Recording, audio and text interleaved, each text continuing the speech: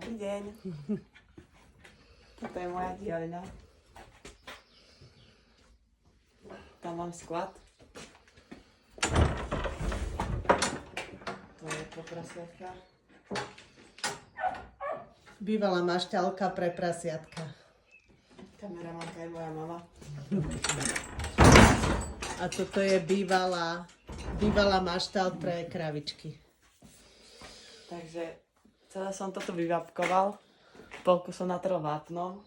Druhá polka čaká na leto. Potom som si sa pozváral tieto ponky a narezal dosky. Aj horné, aj dolné. Všetko som to robil ja. Rezať mi pomáhala babka, držala mi to. Ten komín som staval s detkom počas zimy v podstate. Piecka to je nejaká stará, čo sme tu našli. Tam vymurovaná až hore a tam je taká oceľová rúra. Toto sú skrine od ujcovca. Potom tu tak je píla, ktorú moc nepoužívam. Tu je náš detko.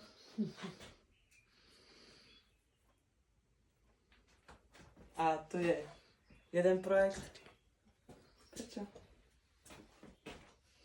Tam mám zváracký pong. A ešte je tu ktorý som si vybetonované. pozváral. A ešte si tu sám aj vybetonoval s pomocou otca a detka.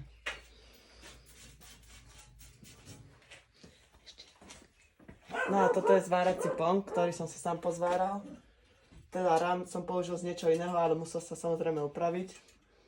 Potom toto je nejaká platňa, neviem, čo to je za hrúbku.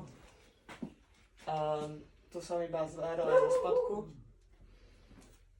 na ktorej som vlastne robil iba také stojany na motorky, zatiaľ.